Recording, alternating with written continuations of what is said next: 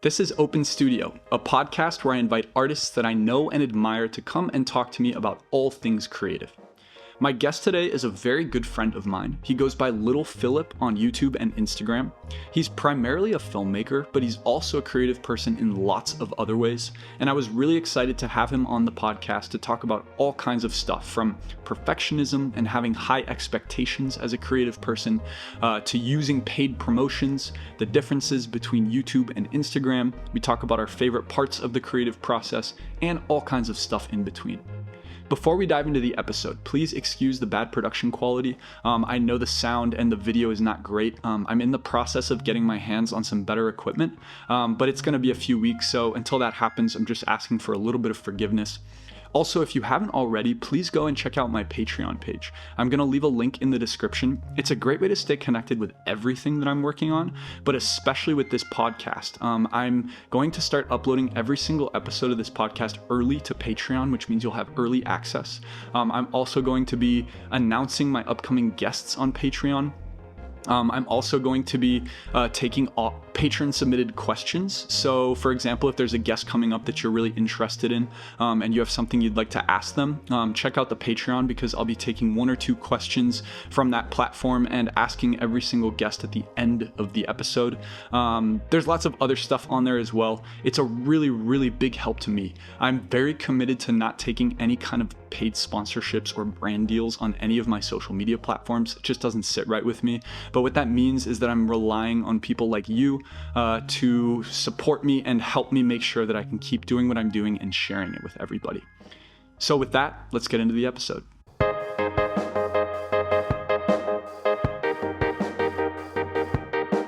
I'm excited for the podcast, man. Yeah, me too. I'm like genuinely, I haven't been excited about something like this in a long time. Like, I think it's going to be really fun. Yeah. I'm mostly excited, like, number one, to like talk to friends, obviously, first. And like, It's a good excuse, right? yeah, because otherwise I really don't want to see anybody. Yeah, exactly. Right? And like, if there's somebody who like doesn't really want to hang out, but this podcast gets big. Yeah, exactly. So come over for the views. It's an opportunity. Man. Yeah, exactly. Plug your shit. Yeah. I mean, that's the only reason I know people, right? Is just to like mooch off of them and exactly. Yeah, just support each other. Yeah, but it's going to be great, because like I love talking about like creativity, creative shit, and I feel like, you know, it does happen organically, but it's kind of nice to like, you know, have a time and a space to do that. So yeah, and also, man, what I'm really excited about is I hope that it gets to a point where I can actually like write to artists that I like. And like, I would love to be able to like fly people over, you know, like, especially if they live in Europe, like man. Be like, hey, I'll like put you up in an Airbnb for a night. I'll pay for your plane ticket. I can't pay you, but like you can come over, sit on the couch, and we'll just like chat for a little bit. And I get to like meet a bunch of artists, which would be super cool. Because I was thinking about that. I mean, we've had some good dialogues in our life, but I was thinking like, man, I'm not bringing that much to the table. You know, I have 600 subscribers. Subscribe. So far. Wait. I'm going to give you some editing work, Little Filip. there's the buttons. I'm going to purposely put it not where you marked it. Right here by the fucking there we go. Exactly. Little Filip. Yeah. Huge. But I felt like you had more subscribers at one point, right? No, honestly, the good thing about it is that it's never gone down, really. Okay. Because I think a lot of people don't, maybe on Instagram, because we're there all the time and it's a feed of like massive amounts of media at once. But on YouTube, the subscriptions kind of get lost to your explore page, which is like an algorithm based off your searches anyway. And I think a lot of people just don't go back and be like, this guy hasn't uploaded in 4 years, like just forget about it. Yeah, that's so true, man. That's very true. Like, you never care how many people you're subscribed to on YouTube. I feel like if anything, it's harder to find new channels and get cooler stuff on YouTube. Because the algorithm is like, for me, it's skiing, podcasts, some cinematography, but not really. And I don't know. It's like it becomes the same thing over and over. And I think it's just hard to like discover new people or really manage your subscriptions on YouTube a lot. I think you're right. I hate the algorithm on there. Like, I feel like it's really bad at like picking new content for me. Yeah. And I think also I feel kind of spoiled now because like Instagram and TikTok are so good at it that like I feel like YouTube should be at the same level. Yeah. At least with TikTok, it's like very good at doing that. Yeah. But yeah, man, it sucks for people who are like, you know, trying to create shit and get their name out there, because like it's not being pushed to a lot of people. And I don't understand, like, in terms of tags or like other tools you can use. I haven't figured out yet like what the secret is or how to do it so that you're reaching new audiences. I used to do a lot of like research. I used to be really into it. I know the tags work really well, but you have to select them smartly or correctly. And I know that my favorite thing about YouTube, which I don't know if this exists on Instagram, is that like it's a fairly simple system. I'm gonna take this off. I was starting to feel in a bubble. I was like, my right ear doesn't work underwater. On YouTube, there's not a system, or on YouTube, there is a system to easily pay for your video to get boosted. I don't know if Instagram, it's through like third-party things. No, it's super easy on Instagram too. Oh, Instagram offers it itself. Yeah, Meta. Okay. Yeah. I didn't know YouTube did though. YouTube does. It's YouTube AdSense, I think. Oh yeah, or something like that. It's been a while since I did it, but I loved it because when I started my YouTube channel like 7 years ago or something. I was living in Bangkok and I was making at least a video a month, or to edit videos for about 3 weeks, whatever. And I had very little money at that time, but still I was able to put, let's say $50, $40 to a video, and you don't pay. I'm sure actually most of them are similar, but you don't pay unless somebody clicks. So it's like if you spend $10 promoting your YouTube video, you will get 1,000 views.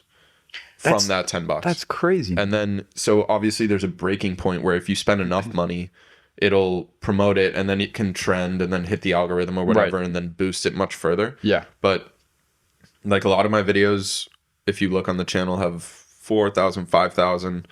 I was just spending like $40-$50. But I think at the beginning, you need kind of an investment unless you're doing something crazy original, you get plugged somewhere. There's just so much media right now that like you need a little bump. And I feel like in my experience with the YouTube advertising, it's effective and satisfying. It's like if I spend $40-$50, I'm going to get that many views and then many more because it's going to guarantee me that, and then push it even like further depending on the algorithm. Right. I mean, as soon as it starts to get some engagement, then like other people are going to get it organically as well. Yeah. I think you're right. It's kind of sad, but I think like with any social media platform, like especially at the beginning, you kind of do have to do a little bit of like paid promotion.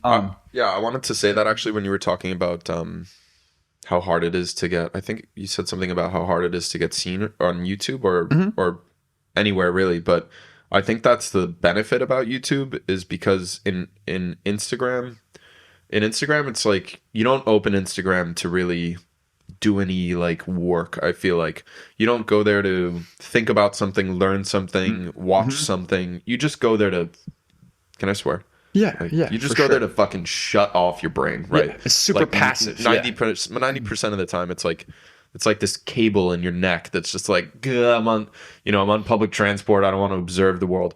But so adding somebody to that is just kind of like, I don't know, throwing a chocolate chip on a muffin. It's like, get in there, get in with those flavors.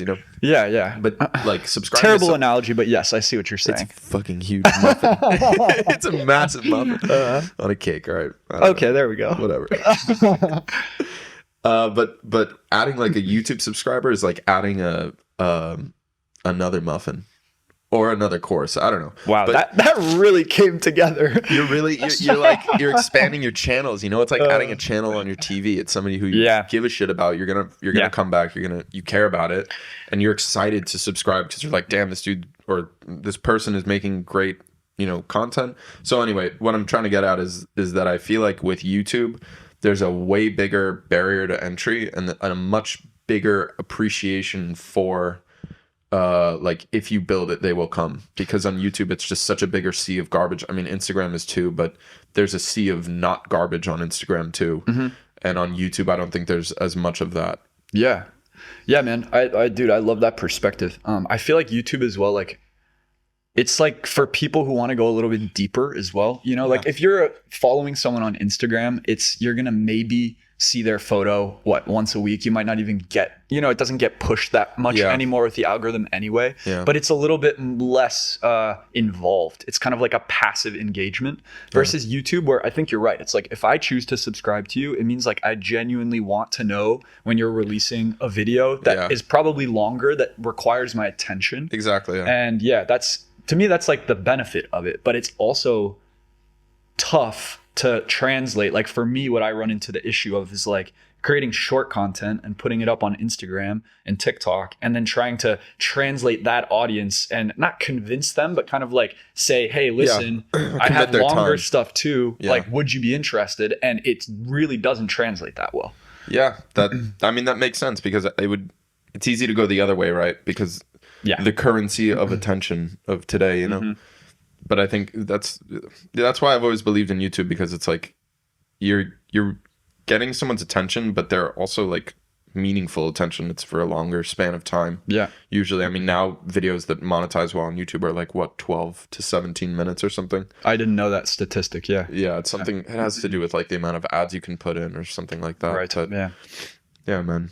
But anyway, it's an uphill climb. But I feel like Instagram is a shitstorm of media. It's like very hard to get noticed there. I guess everybody has their niche that you're sort of within, whether it's food, art. Mine is sort of like film sets, I guess, or film work. Yeah, definitely. But it's Instagram, I think, is more or at least in my case, Instagram is kind of a necessity locally as far as a network. But I don't expect to sort of become famous or anything, or if I do, I don't expect anything to come of that.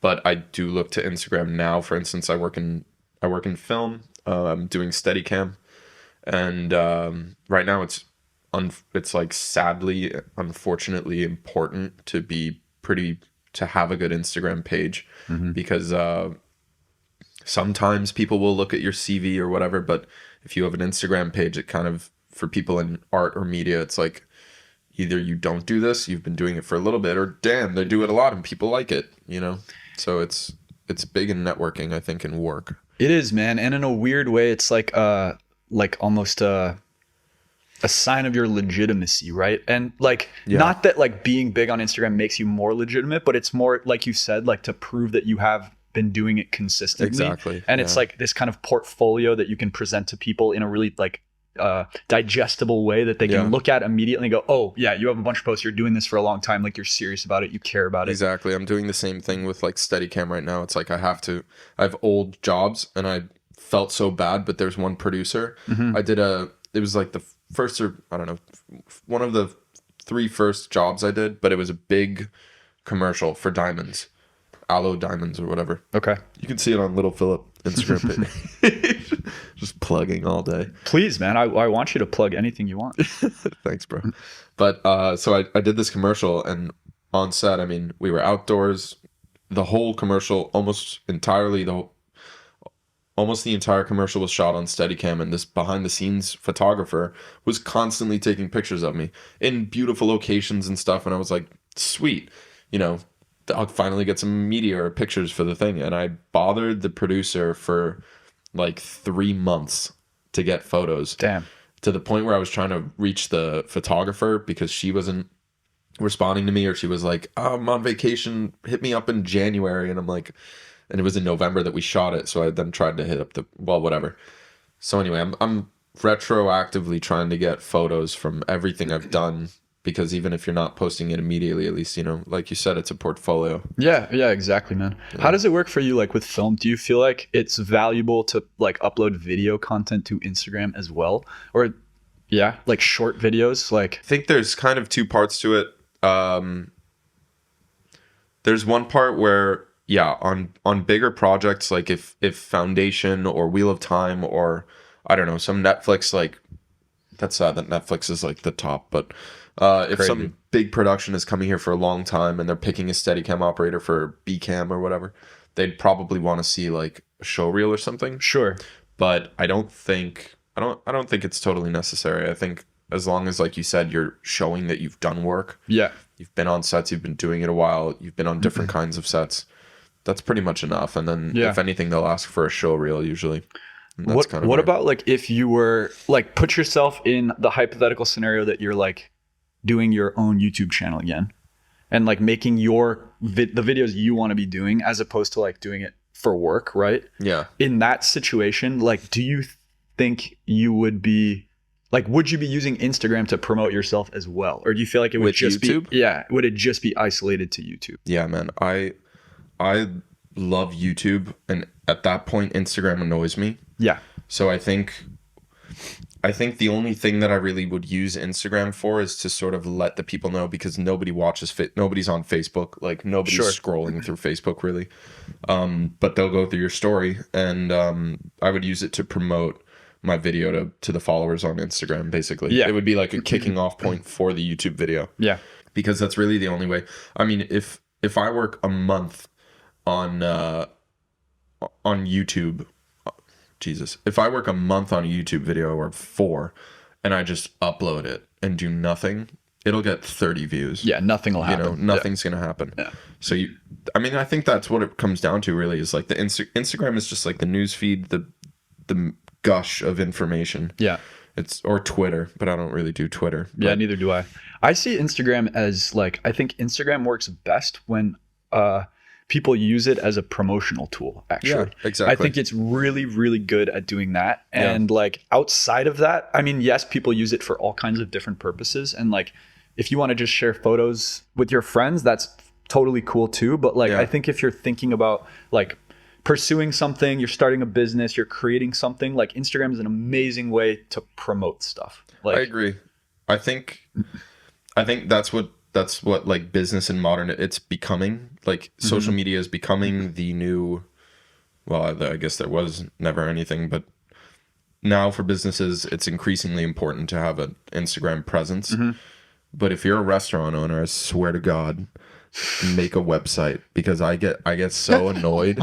I get so annoyed when I find like a website, like a cool new pop-up restaurant or something. Yeah. I'm going to go on a tangent.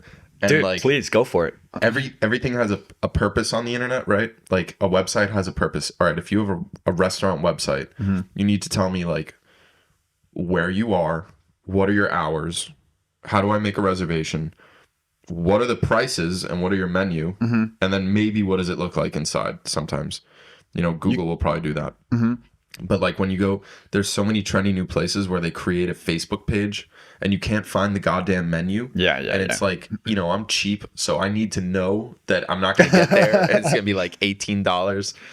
Sure. People in America are like, what do you want to, like, that's a cheap brunch, right? Like $18, but not here. But here it's like, you know, you go somewhere and they just, I can't stand when they don't have menus. So I think how do I translate this into a good point of what we were talking about? Every social media, every part of the internet has its like purposes. Yeah. And you know, websites are point of conversion, basically. Yeah. It's where you turn a visitor into a customer. But Instagram is the hook. It's like how you get people. It is, man. Yeah. Well, but for us it's a portfolio too. Yeah, I think it serves both purposes. But I think I really am trying to see it more as like the hook. Yeah. Right. And like trying to divert people from Instagram into other channels. Right. And like some of them hopefully are like monetizable channels, but then also some of them are not. It's just like, you know, more content or something else that goes a little bit deeper. Yeah. But yeah. If you don't have a key little blimp at home, you're doing something wrong with your life. I'm looking around this room, and how many of these are commissions? 2 of them. The rest are just paintings. Available, actually. Available paintings. Yeah, some of them are available. Yeah. I was graced by God. I feel like I don't. You are one of. Don't tell me that. What? I don't want to know. I thought I was just one. No, you're one of two people that I've ever given a painting to for free. At least like since I started doing it like as my full-time job. Yeah. This is actually a good segue to like crippling perfectionism. Let's do it, man. But like I've wanted to promote that so much that you gave me a painting. I've wanted to spam it everywhere. Please don't, man. I will. One day I will. But I haven't, because it's like I couldn't hang it because I didn't have the right spot. And then I met you in the gallery and you were like, just fucking put it anywhere, man. Just like, and I was like, he's right, dude. But it was like, I love the painting so much that I couldn't find the right space for it. And then finally I was like, fuck it. It's in a dumb spot, but it'll be on the wall. So now it's next to my bed. When I roll over in the bed in the morning, I'm just looking right at it. Nice, man. That's awesome. It's great. Yeah, that's awesome. Yeah, I didn't want to spam it because I didn't like that spot enough. And I was like, it'll do better when I move apartments, which at this point is never. And then I'll spam it, because I was thinking, I was like, I don't want to do it now. I don't want people to know that you could get one for free if you're like a close enough friends. You know, you're gonna start having a lot of fake friends around. A lot of DMs, Hey, can I be on the podcast? Yeah, exactly. But no, so I kind of wanted to keep that on the down low. Yeah, you know? I mean, well, now it's out there. But when I do spam it, you know, we'll find out who's watching the podcast, because I'll be like, I finally bought one. It's the best investment I ever made. Yeah. People will know if you're lying. Yeah, man. I don't know. Friends. I feel like I have this weird attitude about paintings, especially when I finish one. Like, it's like, I'm not saying it's meaningless to me, but I really do let go of a lot of the value of it. Really? And so, like, yeah, it is kind of just like, that one's finished. Because to me, like, I like the act of doing it, and like the experimentation and like whatever kind of headspace I get in when I'm doing it. Yeah. And then as soon as it's done, it's like, okay, I will say like, I like this one, I don't like this one, I feel neutral, whatever. But whatever the circumstances, I kind of prefer just moving on and going to the next thing. And that's admirable. But it's interesting to me to hear from people like who purchase my paintings, or like friends that I've given paintings to, like that it's such a different attitude, right? Like, they like revere something so much that you've moved on from, that for them it's like a true. And so, like, for me to tell you, like, oh man, hang it above your toilet, I don't care. Like, honestly, but it really doesn't matter. But when like, you came over to give it to me, I wanted to be like, can you not hold it like that? Like, I was like, I mean, dude, can you put gloves on at least or something? Yeah. I was so worried. I remember one time Will came over and I had like this painting, which he ended up buying. He has it now, but like, it was hanging up in my apartment, and I had it on this really shitty little hook, and it was like hooked under the canvas, and the top of the canvas was like tearing. And he was like, what are you doing? Yeah. I'm like, dude, who cares? It doesn't matter. And he's like, man, you can't do that. You're destroying it. I'm like, I really don't care. You know what, though? That's a good sign that what you're making has value. Because for you, it's like, this is one of my ideas. I have another question off of that. But like, it's one of your ideas. The process maybe is the most enjoyable part for you, but everybody else is seeing it and going, holy shit, this has value, like this is something beautiful. Sometimes who's ever seen they don't say it to your face, maybe. No, but you can tell, man. Like, I actually, it's funny, like, I think people will say nothing, right? Which I think sometimes is, I take it as, it might not be that they hate it, but it's like, if they wanted to say something positive, they would, right? But I actually really appreciate when people tell me that they don't like my paintings. Like, it's, I don't know, something. It's like masochist. I get off on it a little bit. Like my grandma one time. There must have been only a handful of times that people could do that. Like, purposefully to my face. It doesn't happen often. But I remember my grandma once, who's like very supportive of everything I do. And she saw one of my paintings. She's like, yeah, I hate this. I really don't like this one. Like hate, like really? I don't think she said hate, but she said, I just don't like this. You got the vibe, Yeah. But I prefer that, man, like than someone kind of like, pussyfooting around that they don't like, or dude, or like, giving me like a false compliment, or like just saying it because they feel like they have to, like, if you don't like it, you don't like it. Nobody has to like it, right? I mean, that's the important part. If everybody liked it, then I'd be a millionaire. I was trying to think of a circumstance for that. You have another muffin analogy you want to throw in? There wouldn't be any muffin left, man. Everybody would be eating all the muffins. Oh man, I think the name of this podcast is the muffin or something like that. Sprinkle your muffin. A sprinkle for your muffin. A sprinkle for your muffin. There you go. Is that sexual? It's a little bit. Unfortunately. Can I just say, this motherfucker's been staring at me? Oh, yeah. It's like, I feel like that's the Mona Lisa on acid. Wow, dude, that's kind of an interesting interpretation. You'll have to cut to that so people know. Sorry, I keep interrupting you. You'll have to cut to that to know what we're talking about. I'll cut a picture in, so people can see. I bet if I held a tape measure from my face, from the middle of my, like right here, it would hit him right on that same spot. He's staring you down. You did that on purpose, didn't you? I did place that there to intimidate you. Yeah, I wanted you to be like on your toes this whole episode. So, he's a big boy. He's a big boy, man. That was like, I really love that painting. Yeah. Can I ask you what Oh shit, I had another question too. What why the big bodies? It comes from the fact that I don't use references when I draw, and I'm just bad at scale and perspective. Like I'm just bad at drawing. I noticed So that cup is upside down. the cup is upside down. Yeah. Good catch. I've been staring at that too. But it really is just like my lack of, it's not like if I had a reference, I could draw something very accurately. But like when I'm drawing from imagination, Yeah. I kind of lean into the mistakes because to me, Okay. that's like part of what allows me to create an image that is like unique or my own style is by kind of like leaning into things that are wonky or a little bit off kilter. I And love so when that. it comes to the bodies, it's like I didn't purposely go, I want them to have big bodies. It was like when I was drawing it, I just went a little too wide on one side. And you were like, And I was like, oh, it's screw fine. it. Then Yeah. I do it a little bit too wide on the other side. Yeah. Yeah. That's a great way to put it, like leaning into your mistakes. I think there's a it's lot huge, of man. value in that. It's huge. But that's the thing. Like, I think for such a long time, like I was very much a perfectionist and I wanted like all of my paintings to be good. Yeah. And like, I've talked about this a little bit. Like I've done a couple short videos on this as well, but like it was really crippling because it stopped me from actually just practicing and like Yeah. enjoying the process of doing it. Mhm. And like, especially when I did a lot of painting at first from reference. So I'd do like landscapes and stuff like that. Yeah. It was more like realism. And then I always had this desire to paint from imagination. And so like when I started doing that, I went from like being able to copy an image or a photograph like pretty well to all of a sudden like drawing things from my brain and just being terrible at it, right? So like going from like being, oh, I can kind of do this to like all of a sudden, oh, I'm terrible at this. It stopped me from pursuing it.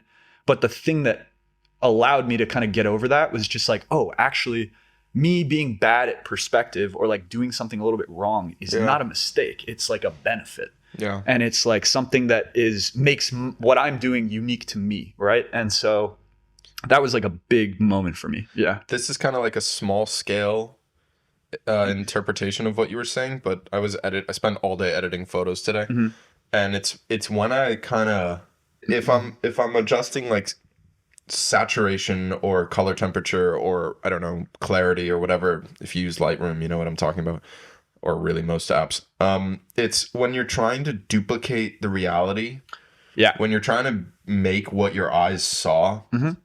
Sure, I mean, first of all, you lose your mind, and second of all, like you rarely ever hit it, and it just ends up being like a photo, like just a pic, you know, and maybe you have nice composition and whatever. But when you kind of mess with it a little and give it like a creative style, that's when it becomes more interesting. Your photos become nicer. You created a style basically. So it's kind of, it's on the lines of what you were saying, like leaning into the mistakes, do things differently because you kind of like it.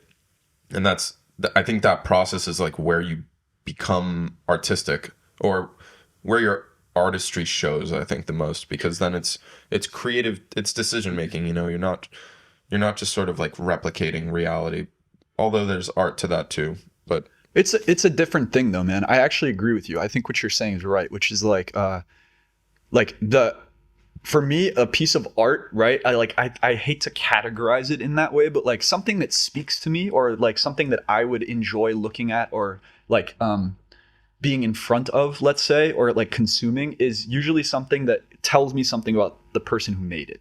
And like if you go and take a photo of something and you try and recreate reality, I don't see any of you in that. What I see is someone who's like very technically proficient. Let's take like drawing, for example, right? Like if you can draw like Morgan Freeman's face perfectly, that's amazing. You spent hundreds of hours. I was that's literally incredible. thinking of that as I was saying it. I was thinking of like those pencil drawings where they then zoom out and, you know, it looks like a photo, and it's like I was thinking it's like you're so skilled, you're an artist, but are you a printer also?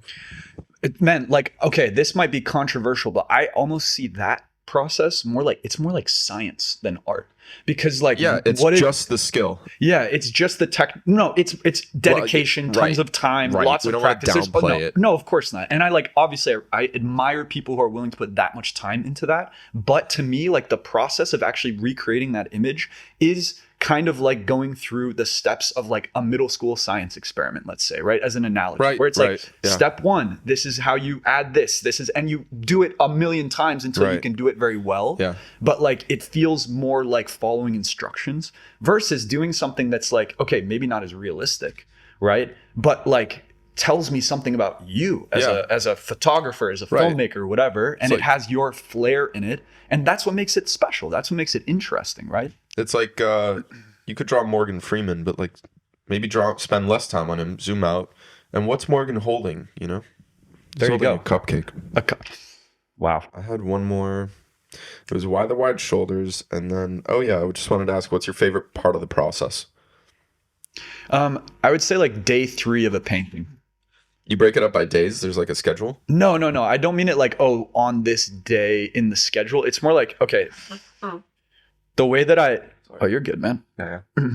The way that I like approach every painting is that like I start with a sketch on paper, right? Just like a loose sketch. And then like I will transfer it to the canvas, and then from there I'll start painting. And for me, the hardest part is always starting the painting. Like even though I do like one painting a week, right? Like I'm painting constantly. Yeah. Like starting that first brush stroke is always like, whew, like, all right, I got to get into this, right? And then like I would say the first day or 2, usually a painting takes me like these days it's about 4 to 6 days, depending on the size. Okay. And like level of detail, sometimes a little longer. But like day 2 is still kind of a slog where it's like I'm just laying out some of the basic elements. I don't really see it coming together yet. Yeah. And then day 3 is when it's like, okay, I'm rolling, I'm into it. I have like some kind of flow going. I love that. Yeah. Like, and then from like day 3 to the end is when I will be painting from like 8 in the morning to 10 p.m. Like I'll take a lunch break. That's man. it. Like just I love in that. it, you know? Yeah. And so for me, like the end of every painting is the best. I love that. That's what I live for, man.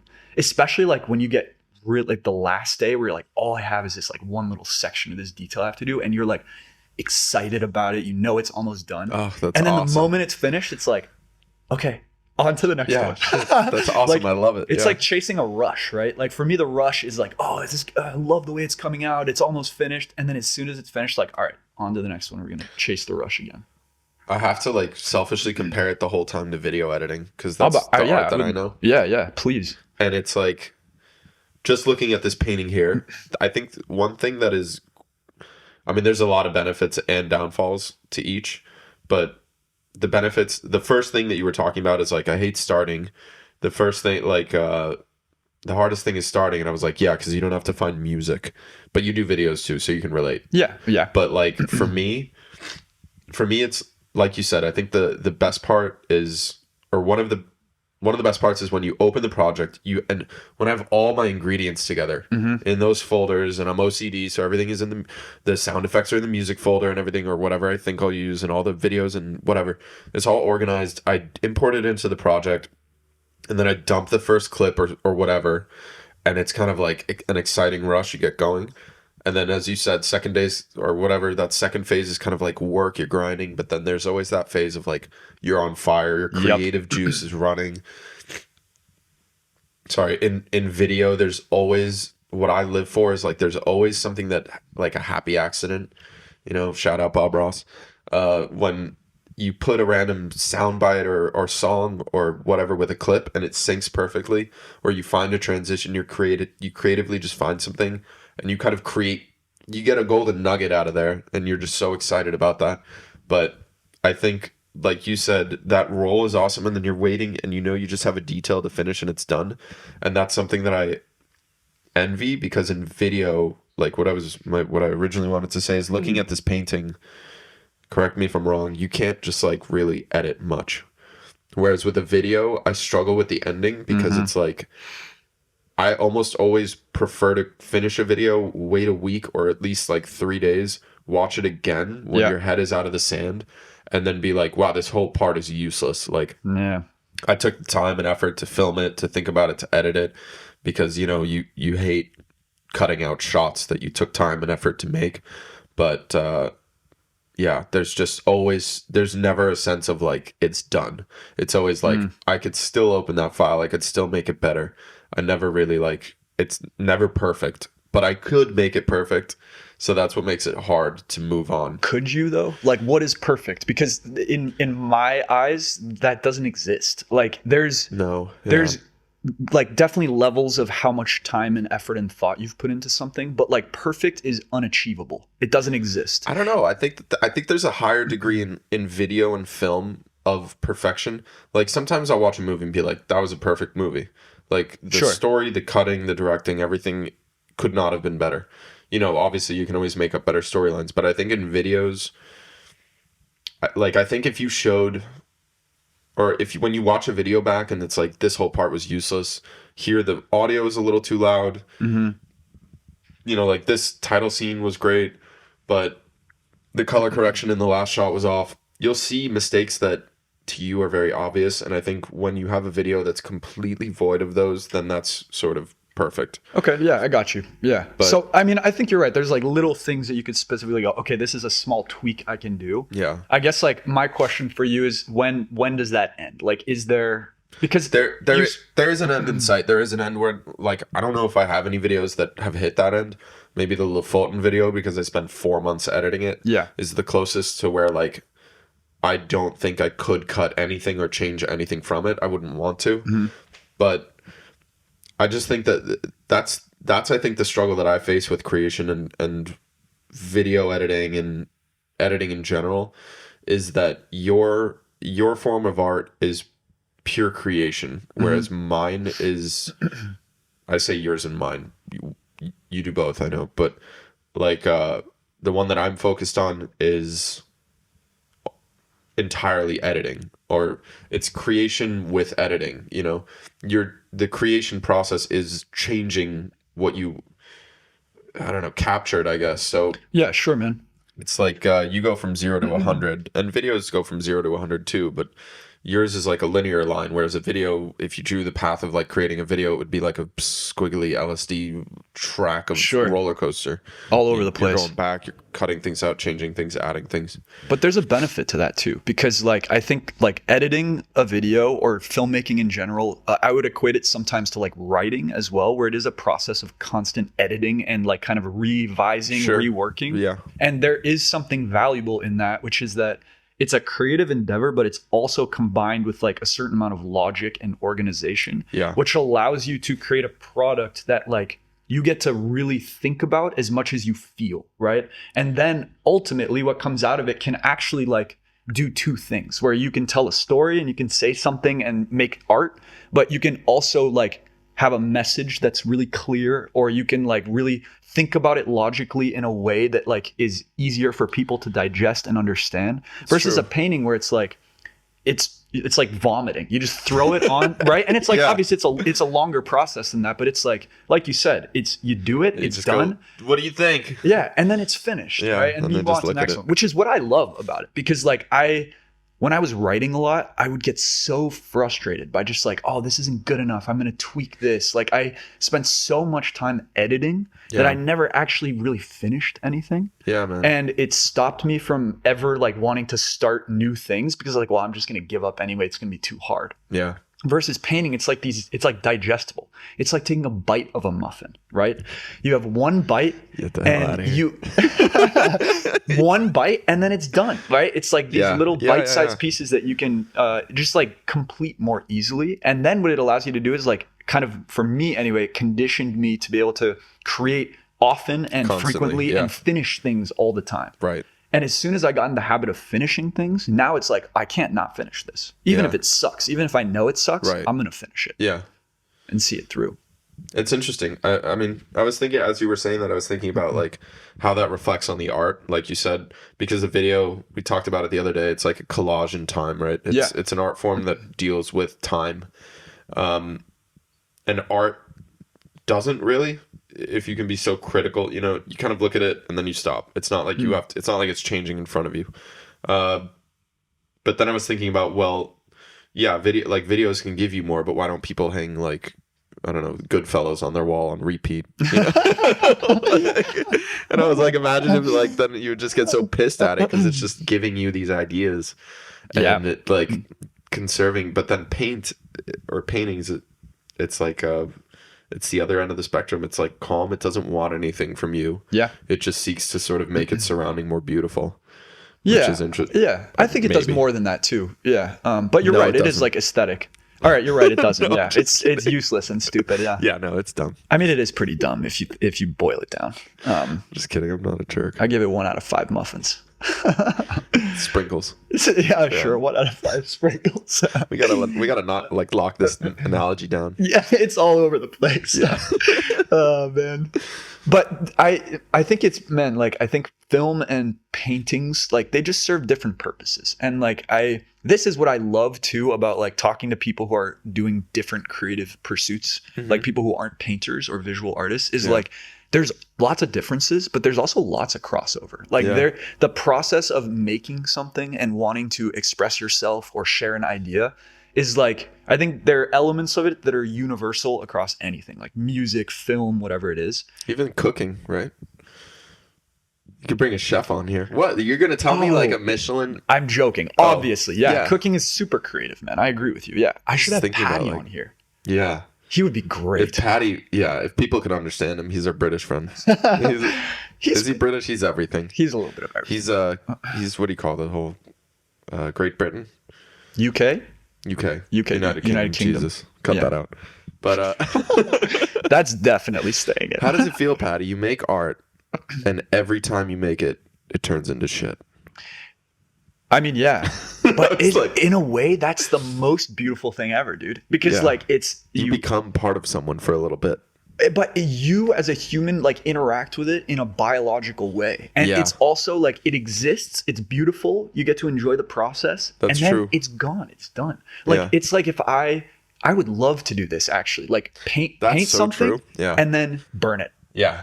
Or eat it. You get to burn it. No, it would be like having a gallery where no one's allowed to come back. Yeah. Or they can. Actually, yeah, they can. But you get doses of like 50 people at once. Yeah. And then as soon as the gallery's done, you get to burn down the painting and make it better if you want to. Or just different. I think it's just over, man. Like the whole idea of it being impermanent. Well, because I'm just thinking about like a dish, you know? Like if you're like a Michelin chef or whatever, you create this dish. Oh, I see what you mean. So then they get to...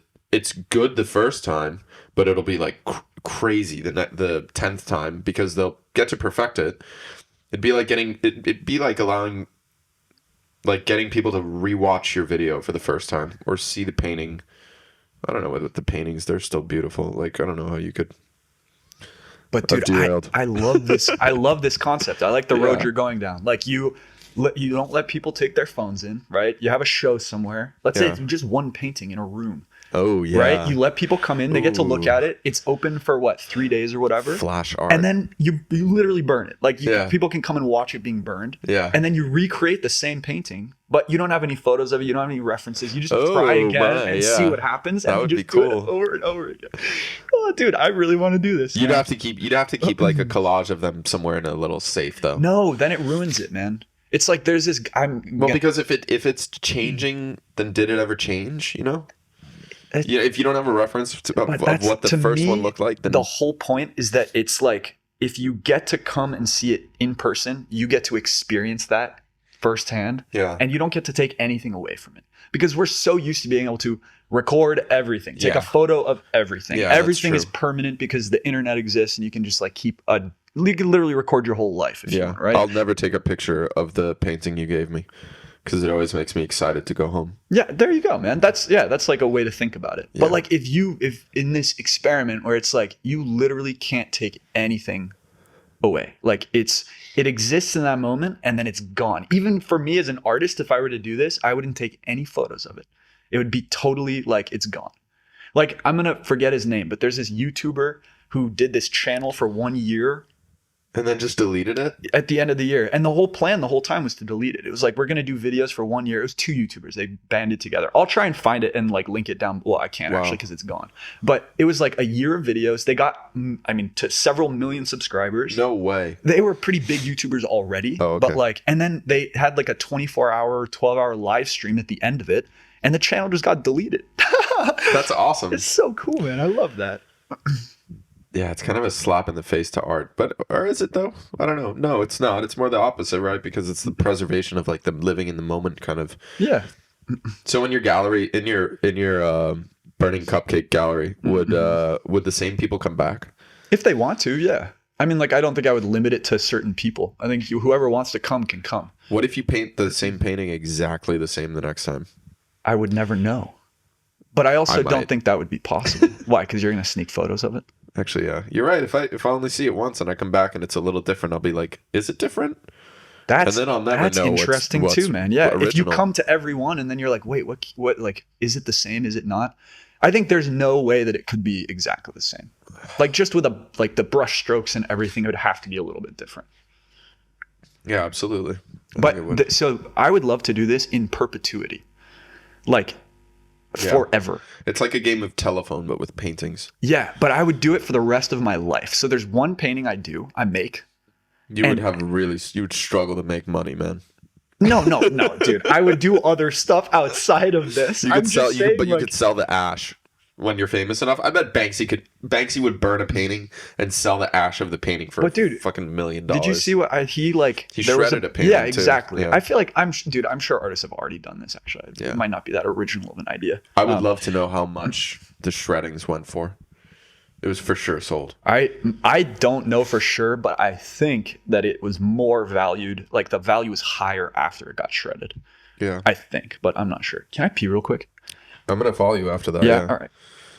I love trees. You know what? You know what always like got me about trees, is that if you rip them out of the ground, like intact, entire, and you just grab the tree by its, if you were a giant, you just held a tree like this. It's just a stalk or a shaft or a beam or whatever that's connecting two root systems, basically. Exactly, man. It's just like, yeah, exactly. Connected by a thing, and it's this side is doing something, this side is doing something, and they're just sort of beautiful, and they live, but they're connecting, the soil to the carbon dioxide, to the oxygen in the air, to light, nutrients, everything, light. It's like, and it's just this pole that's basically in between, like, air and dirt. It's like a mirror of itself. It's like a symmetrical. Yeah, they're oddly symmetrical. Like, if you were able to pull it out of the ground, it's bizarre. It's kind of cool. And they're super strong. Yeah, they're amazing, man. I love trees. I remember when we were in nature's classroom. Shout out any like New England, Connecticut people, but it was a week-long getaway where we would go and, eat flowers and stuff and hug trees, and everybody got to, like, I mean, in the Czech Republic, that's commonplace. Every kid here grows up knowing what every freaking plant, how to make teas from plants. Mushroom hunting, too. Yeah. I mean, Czechs are very, they care a lot about nature and about teaching it. But for us, it was just a 1 week getaway. I love that, dude. But it was great, and that was the first time I hugged a tree, and I think I remember that to this day. It was like, really, you have a clear memory of that? I do remember. Wow. The teacher said something. He told us that if you hug a tree, it'll extend its lifespan by like a week or a year or something. Really? So I made it my damn mission. I was an aggressive tree hugger for a while. You were supporting life, dude. That's awesome. Yeah, I got bullied a lot, but it was worth it. For hugging the trees? That was like the source of the bullying? Yeah, I also sucked at sports, but whatever. Can't relate, but... Were you good at sports? Did you do sports? I was fine at them. I was never like amazing at them. Just like you're fine. An artist. Yeah. Yeah, but I wasn't an artist back then. When did you become an artist? I started seeing myself as an artist, like, oh, this is maybe part of my identity 5 years ago. 4 or 5 years ago. Yeah. Do you see yourself as an artist? Definitely, even though I'm not like to the degree you are. I feel like I always have to stipulate it, because I think, I consider myself an artist. I like to create. I love being creative. I think that's one thing. It's like, I think that's a defining principle of like, are you an artist? Do you love creating? Because I think there's a lot of people who don't really care about it, but I think even if you're an engineer and you build something, that's a form of art. I think if you cook, you create something, that's a form of art. If you do woodwork, anything like that, I think there's like a subset of people that when they build something, that's like the greatest joy you get in life. And I think that's when I started taking pictures, like back in college, I started editing pictures. And I think that's when I started to realize that I like creative work and that like I'm better at it. Because I remember when I first met you, like I feel like you were just starting to take photos, or it was like something pretty new to you. You were. I feel like you were already kind of on that path, but it was like you were exploring it, right? And like I don't think you were doing a lot of video at that time either. I wasn't. Right. No. I wonder like for you if like how long it took you of practicing and like trying to do this thing before you were like, oh, to see yourself as an artist, as opposed to just like someone who's, you know, do you see what my question is like? That's, I think, why I struggle with the question a little bit, is because it's like, I don't think I ever really thought of it as art. I mean, photography, sure, but, you know, I don't think whatever. I was going to say, I don't think all photographers see themselves as artists, but that's not necessarily true. Yeah, because there's a certain, like you said, there's like, what did you call it when we were talking about the realistic paintings? It's like they have a skill that's, and it's like a technical skill, right? Yeah. And I think in making videos and taking photos, I didn't think of it as like art. I wasn't. There's nothing more cut and dry than painting. I mean, that's like, I think if you paint or draw, that's clear, just clean cut art. But you know, if you're somebody who's like vlogging, are you an artist? I would say so, because you're putting creative work down every day. Yeah. But I think that's what it was, is that it was like, okay, I love photography. Okay, photography's annoying. There's too damn much of it. This was at the rise of Instagram. I was like, this isn't leading anywhere. I don't want to be a photographer. Photographers who I met were doing like school photos and weddings. And I was like, yeah, when is Nat Geo ever going to hit me up? That doesn't happen. It's so tough, man. So I was like, screw that. I want to. And I think I also realized that I love music, and I connect music to emotion a lot, and memory. And I realized that I wanted to try to get into videos because it was a way to connect these things that I loved. Like in college, I was sort of a self-proclaimed DJ, but I was like the friend in our... I was like, I don't want to say fraternity, because people who don't know me are going to be like, yeah, he's a fucking frat bro. It's part of your identity, man. Yeah, but it was different. I didn't... Whatever, that's another story. Doesn't matter, dude. That's so self-conscious all of a sudden. But I was going to say, is like, I was doing a lot of music. I was sending a lot of friends music. I was like a music source for friends. I had a knack for finding in music. And I was doing photography, and it was like... And photography was getting into Instagram, and it was this mass. You know, there was a time when, before phone cameras got good enough, photography was still a barrier to entry. You had to go out, get a camera, know how to use it to some degree, and, you know, edit photos. But then it was on that cusp, so it was like photography's going out the window. Which you can see now, it's like people can still, I mean... It's not about the instrument, it's about the creativity, but there's just so much of it. It's very saturated. Yeah, it's just saturated. I don't want to downplay you. I mean, you can still do artistic photography on an iPhone, but anyway, that was going down. So I went to video, but video, it was more about being funny, about combining. I didn't really look at it as like making art. I was never into film. Yeah. To me, that was like way more creative than I was. I still think that it is. I still don't think I could like direct or write. That's a different kind. That's like the more art in film. Whereas I was doing it for the technical aspect of editing, creating these fun videos, making people laugh, getting, you know, showing people what I'm doing. It was like tangential to art. But now it's been I don't know how long since we went to, that was 2013. It was like 10 years ago. Yeah. Shit. That's crazy, man. 10 years ago, yeah. But so it's been like 10 years, and in those 10 years, I've just been I went from photography to videos to film sets. Now I'm a cameraman. It's like my whole 10 years has been in this realm of art. So if people ask me, like, are you an artist? Yeah. At this point, probably, yeah. You know? I mean, dude, I think like I don't feel like it needs to be one definition, right? Like I think if you are like you said, someone who creates something and that's how you see yourself, it's part of your identity. I'm not going to gatekeep that term, right? Like I'm like, who am I to say if you're an artist or not? Show me your paintings. Yeah, like dude, you be an artist. That's awesome. I actually stopped using. I don't use that word very often. Like if people ask me what do you do, I say I'm a painter because for me it's a little more direct. It's like that's what I do. And like my first thought when I hear that is like walls and buildings. Yeah, sure. Some people think that are painters artists. Sorry. I don't know, dude. Like if you're really getting into the flow of your brush strokes, you know, like painting that garage, why the hell not? You could be an artist. Yeah. I think for me, like the term artist comes with so much baggage and stigma, and like just people have all kinds of ideas about what's real art, what's not, like that. Yeah. And I just don't want to be involved in any kind of, it's just like, that's so true. Yeah. It's a little too much for me. I would rather just be super straightforward about it. Like, I'm a painter. That's what I do. And I do lots of other stuff too, but I would say that's the first thing, you know? I respect that. I mean, because, and I also brings back the idea of like Instagram, like the profile, the marketing, the networking.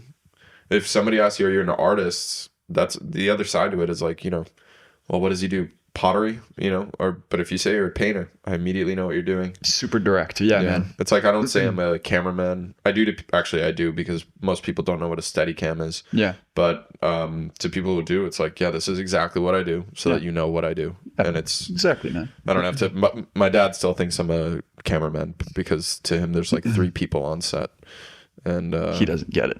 He doesn't get it, but I think it's also he's just proud of me and he wants me to. The tea bag is upside down. The tea bag's hanging, so is it upside down? You're gonna have to put this one in too, so people know what I'm talking about. Yeah, sure, dude. You just got so distracted. It's hilarious. Because I was just that's so random. I was like, it's fine. The cup is upside down. It's perspective. You know, the room is around. Yeah, that's true. Let's show the people. No, I'm gonna cut it in. But I just like pull it out so you can look at it. So the concept is that it's like all wonky. Like the table's upside down, and then the window's like on the floor, the cat's upside down. It was like an experiment in trying to create a space that like was oh my god, the real. window. Look at that. Wow. But it's funny, man, because like this is pretty different from what I usually do. And like I now actually like in the next few weeks or months am gonna try and do this again, but just a little more developed. Like I want it to be more in like that style with my interiors. But like imagine if there was like a door on the wall with a staircase going down or whatever. Who's the artist who does the staircases in the wrong direction? Escher. Who, by the way, I think was Swiss.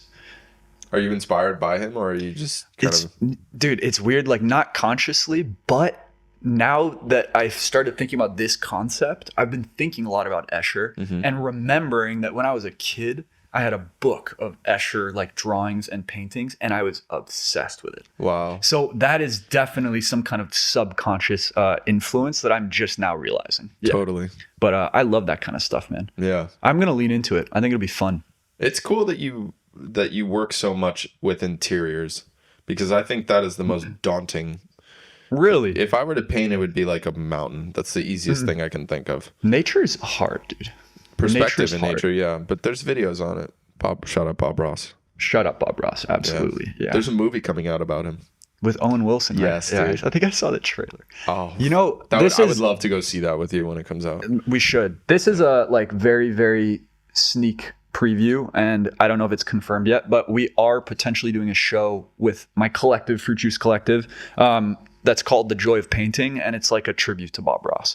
Cool. But we didn't know the movie was coming out, and now the trailer got released, so it's kind of cool that it lined up. I feel like we could kind of like, I don't know, play into that, but yeah, anyway. Damn, I almost wonder if there's like an avenue there for marketing to somehow connect with like movie theaters or... So we were maybe. Maybe not. Movie theaters don't really have a big chip in that play, but like, the distribution, I don't know. That'd be... We were thinking of doing some funny videos of like, you know, like dressed up as Bob Ross. And I was thinking of like reaching out to promoters or distribution of the film or something and like connecting it to that, like getting it. That would be an incredibly hard reach, but... Man, my experience with most of that kind of shit, like big companies like trying to promote, is that like basically what they want is, can I make money out of this? Then we can do it. Yeah. But otherwise, they don't really give a shit. Like it is, it's fair. Pretty like dog eat dog. At least in my experience. Like that's what it's been for like me. Millions of dollars on these promotions too. So for them, it's just like billboards and posters and if we get a couple hundred people from an art show, then that's not going to really like make or break their shit. Exactly, man. It makes like no difference to them. Yeah. But it's honestly kind of messed up how many of those companies, that's how they operate. Like even smaller ones, like not even like a big film distribution company, but like magazines or I think I told you about this, but like organizations who are like there to promote artists, a lot of them are like pay to play. They charge you a bunch of money to do it, or it's like, oh well, it's all about clout and like, you know, it's just weird, man. It's not. It doesn't seem like they're invested in trying to promote and support artists. It's a business first, and that's just kind of like their log line to get people enticed. But it's unfortunate, but I mean, how do you deal with, you know, so much exposure, so many new artists coming out? Or I don't know, I can't imagine there being more artists now than there were before, at least in something niche like painting. Obviously with photography and video, yes, but so I don't know. It's like, how do you deal with that? How do you create a space that's effective without having an income? You know, I'm just like playing devil's advocate. I don't know. But I guess what's the flip side? I don't know. Then you get big enough that they want you there.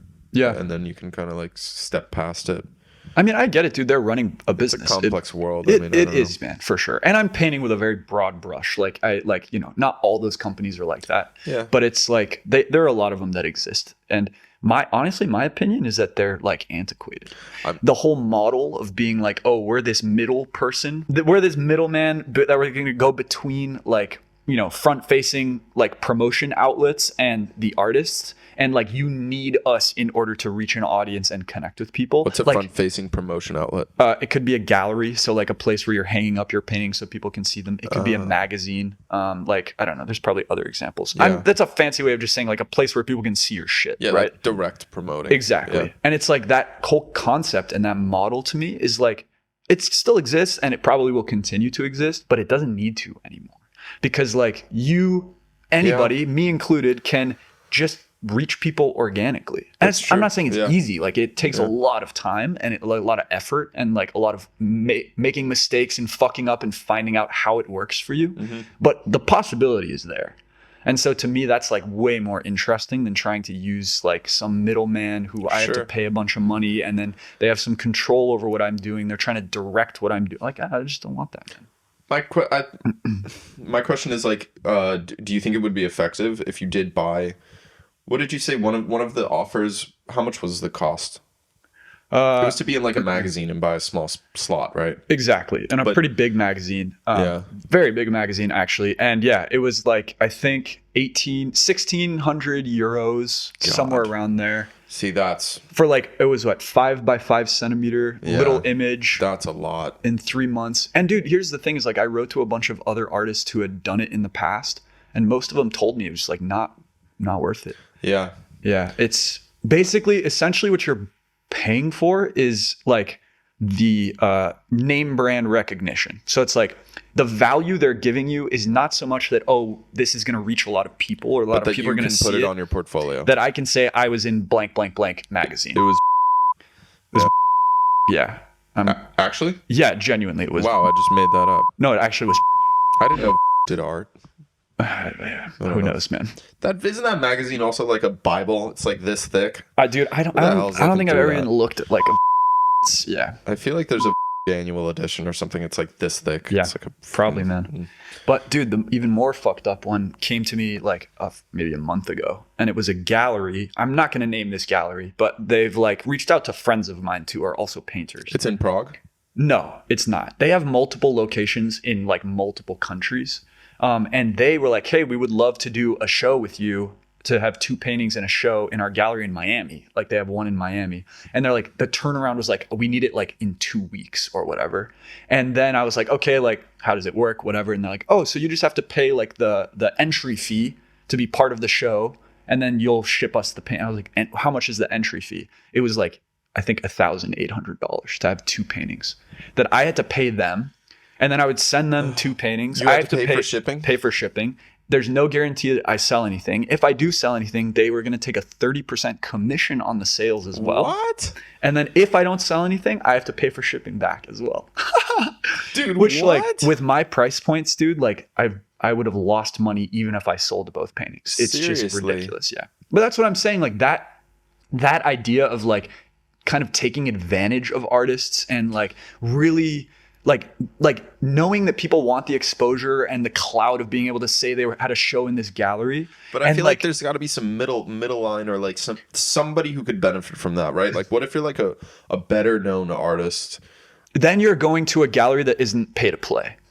Really? Yeah. Because I'm trying to imagine like who that could possibly benefit, because I'm imagining you're a better known artist who has paintings, let's say for like 10,000 euro, right? But so I think, in that case, it could be worth it. No, I don't think so. Because an artist like that is probably looking at like, I don't want to say this gallery is illegitimate, but to me, it's not, there are galleries out there that are running good businesses and are like actually trying to support the arts. The price There's doesn't lots of justify them. No, the and a lot of those galleries, right? I don't think they're pay to play. It's like, yeah, they're going to take a commission, but you don't have to pay to participate. So like a big artist who's selling their work for 10 grand, whatever, they're not going to this gallery that wrote to me. They're going to like a legit gallery, right? Right. Like this place is honestly, it's kind of a scam, dude. Like that's the way that I see it. That's terrible. Yeah, it is what it is. Yeah, I mean, but I bet that existed all, like, I don't think that's new, you know? No, of course not, man. It's always existed. And I do imagine that now with Instagram, like this, I think of Paddy, for instance. He's our British friend. And he puts, I don't know how much effort he puts into it. I think he would cook these dishes anyway, because he cooks great food for himself, but he has a beautiful Instagram. I know, man. Prague Munchies. It's a great name. I'm going to link it. Yeah. Please go follow him, especially if you live in Prague. I mean, it's just great food. It's like a heartwarming approach. It's simple. He shows you the steps a lot of times of how to make these meals with a nice, I kind of read it like this endearing grandma's writing it to me, you know, and it's just a nice page to follow. And he gets like, it's just underrated or underappreciated, I think. I know, man. And I think that I don't know if it's like, I don't know if he should be doing the Instagram advertisements, or because he gets these messages where it's like DM to be on our page, or we would love to have you on these cooking pages. But I think that like some of those could be really great. Like some of those could be, because that's why like advertising on Instagram and YouTube is so expensive but so valuable, is because if you pay, let's just throw out a number. If you pay $50,000 to put your commercial on TV, then sure, you could put it on like a sports network, but you could also put it on like home TV channel or whatever, or like ABC. You get a mix of people, different ages, different interests. Never before has it been like, now you can pay $50,000 and get your post about granola bars on a fitness page that's followed by 1 million people who give a damn about fitness. So I feel like there's got to be some middle ground here on Instagram, where there are pages that are kind of pay to play, where it's like maybe they host different artists or something, and you have to pay them not $1,800, but like $200, $300 or something. Yeah. Or even 150, I don't know. I actually want to get back to Patty for a second, but I did one of those. So one of those, it's like an Instagram page that features artists. Yeah, and I'm curious. And they run, returns. I think it's like one person or organization that runs 3 different accounts, but all 3 combined have probably 400,000 followers, somewhere around there, right? So it's pretty big reach. Yeah. I don't know organically if that's actually what it is, but anyway, big number. Yeah. And they wrote to me and asked if I wanted to be featured. And this was at a point where like I didn't know what it would be good or not. So I was like, yeah, why not? And I think I paid 80 euros. So it's like not that much money, right? Yeah. And like at the time I was also running a lot of promoted ads on Instagram. The promoted ads on Instagram work. Yeah. Like absolutely. Especially when I was starting out, man, like that, you almost have to in a way, because you're fighting against like just the sea, exactly. The sea of garbage. And like, it sucks. I would rather not give Meta a bunch of money, but like, really, if you're trying to build something that will be self-sufficient eventually, like you kind of have to do it at the beginning. At least that's my opinion. But this thing that I did controls our lives. Huh? the algorithm controls our lives. In a way, it does, man. It does. Yeah. A lot of ways, but yeah. Yeah. But anyway, so I did this thing. I paid 80 euros for it. And I think I got like 2 posts on their page, right? Nothing. Seriously? Nothing. And it could be a combination of like, maybe it wasn't the right audience. Like a lot of the people they feature are more like abstract artists. You know what? This is another thing though that goes back to like Instagram versus YouTube. Yeah. Because I'm talking to a friend who does like movie memes, kind of like movie set memes, but not the group, if you know it. But he does memes from whatever film. And I'm like, put your tag on it, like watermark it on there so people. Nobody does that. When's the last time you ever saw something funny on Instagram or while scrolling? You were like, shit, who made that? I want to go follow them. Yeah. No, never, because the Instagram is just you're under a tsunami of constant shit. So yeah, man, exactly. You're not going to take the time and effort to like go there and, you know, like if I'm following that page, yeah, maybe. I think that's maybe once like that or a cooking page or something. That's something where geez, hot girls, that's probably the main one. Yeah. But yeah, you're just rarely gonna take the time to like go out of your way, you know, and tap twice to follow somebody else. But I do think those pages are like I don't follow any of them, but like I can imagine someone being like, I like art, I like seeing new artists. I'm going to follow this big account that features new artists every week so that I can find new artists. Like that's the purpose of it. Right, so I think there are people who follow those accounts who are purposely looking for new artists to like follow and engage with. Just didn't work for me. I think it's a niche. Yeah. Might be because of the paintings. Yeah, I mean, my paintings are terrible, so it's But dude, that's the thing. I actually think that's probably what it is. It's just a matter of taste, right? It's like some people like what I do, I'm some kidding. don't. I think you have one of the most like approachable styles of art I've ever seen. But it's colorful, it's beautiful to look at, it's imaginative and fun. It's not like you're doing like modern dark scribbles of city landscapes or something that nobody, you know. I don't know. I think that you have an incredibly like approachable style. Thank you, man. I appreciate that. I think it's like I think it probably could be a matter of taste, and I also think possibly that those in like the follower counts on those accounts are inflated up. Yeah. Because like if you look at the engagement, sometimes it's like, you know, if you have 120,000 followers and your posts are getting like 40 likes. Oh yeah, sure. That's for sure. And now it's hidden. You can't see how many, but like you can still click on others and scroll through and kind of get a sense of it. And some of those posts were like, and so I don't know, man. I don't know what to believe. Did you do that? Did you look at the page and be like, yeah, they have 100,000 followers, but like the photos are getting 100 likes? I mean, it's hard to say exact numbers because they're not showing the like count, but like it wasn't that high. It wasn't that high. Yeah. Yeah. Some of them were. And others the same weren't. thing on YouTube, you know, it's like you can have a lot of subscribers, but the engagement. Yeah. And it's wild that people don't know this. Like, if you want to support somebody, the algorithm runs our lives. You need to engage with everything, you know? Like, that's why whenever Julian puts anything up, I got to double check. Somebody's going to fact check me here, but you have to like it, write a comment, share it if you can. Yeah. You know, because if you just view it, it doesn't really, you're not helping the algorithm, but. No. So that's basically like, your follower amount can be high. Your subscriber amount can be high on YouTube, but unless people are interacting with the videos, then nobody gives a damn, because that's where the value comes from, is the attention and the care that you're getting. You know, the currency is attention. So if people are giving your stuff more attention, which is what I love on Instagram too. It's like I saw a video and they were like, in the video they said something like, we're gonna take this green vegetable and the vegetable is red. You know, or they misspell stuff on purpose. Yeah, so people love to be like, that's not a green vegetable, it's red. Dude, I've seen people do that as well. Yeah. Like one little spelling error, like they do it just to piss people off. And I think at the beginning it was like nobody figured it out, so everybody was freaking out in the comments, and you'd get 40,000 comments of THEIR apostrophe, you know. But it's about the engagement. So like I'll see that on YouTube and look at channels, and it's like you know, like Epic Mealtime is a good example. Used to be huge, used to be a massive YouTube channel. They still around. Like died off. I think just the main guy, Harley or whatever. He's still running it, but just now I think it maybe is gaining speed again. But you know, I don't know, 10 million subscribers and something like 20,000 views on a video, which is rough.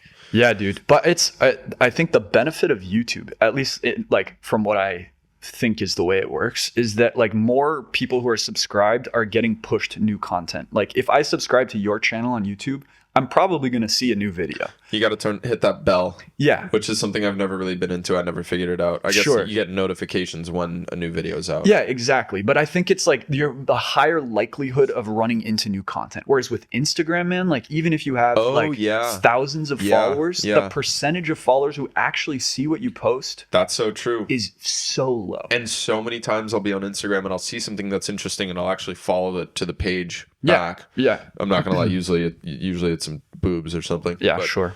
You know. And I'll go back and I'll scroll and be like, is this even that person? And it's like 2 months old or a month or I don't know, a week old. It's like the 12th post or something. Yeah. It's the algorithm, you know? It is, man. It doesn't make any sense. I don't know how it works. It's straight up. It's putting... I can't relate it to cupcakes. I can't do it. I couldn't figure it out. Oh, shit, dude. It's the cooking been recipe. The perfect ending too if you're gonna fucking like seal the deal on one last muffin analogy. Like, come on, dude, you ruined it. It's the recipe, isn't it? The algorithm is the recipe. It's the recipe for the muffins. To me, the algorithm is like if you're baking muffins and like a pelican. Wait. What? It's cupcakes. I thought it was a muffin, dude. I thought it was a cupcake. Write in the comments what you think it was below. I think it's been both. It's been both. I think it's been cakes, muffins, and cupcakes. Look, you're baking, and I feel like the algorithm is like if a pelican flew in your window and started shitting all over everything you were doing, and then like picked up your cat and stole it, and then and then I don't know, your fridge fell over. Yeah. Like that's the algorithm because it's just chaos. It doesn't make any sense. I don't think it's chaos. I think it's ordered chaos. I think it's if all that stuff happened. Yeah. And then you found out that was the plan and then your cupcakes were delicious. Yeah, exactly. And then you get famous and rich. I don't know, man. It's like it's so frustrating though because like I don't want to have to deal with like an like I would love to be able to exist in a world where it's like, hey, there's people who like what I do. I post something, they see it, they can like it or not engage with it. But it's like it's not that simple. It's so much more complex, right? I don't know. I don't hate the algorithm. Yeah. I don't hate it because I think it needs to exist because there's just too much shit, right? So we need to have a way. Like, I never got into Instagram at the beginning. I didn't get into Instagram for like 4 years or something after most people were getting onto it because, first of all, I hated what it was doing to photography. Mm-hmm. Second of all, I noticed that it was just dumb. A bunch of just like hot chicks with no shame, which it still is. Yeah. But it's because of the algorithm that when I eventually ended up looking at it, I ended up staying because it's like, oh, you like bikes, I don't know, Indian food, skiing, and film and chicks. And look at me. But anyway, it's like it has to cater to people and it has to be able to like sift through.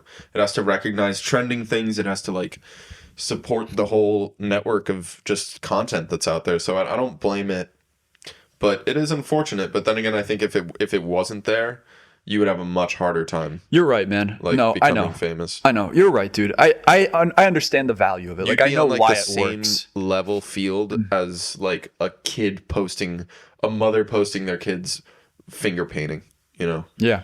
But because you have something of value, you can fit a niche, you can get points from different places. It's like a complex tree or whatever. Yeah. That's right, man. Yeah. A symmetrical tree. Yeah. There you go. Symmetrical cupcake. Mm-hmm.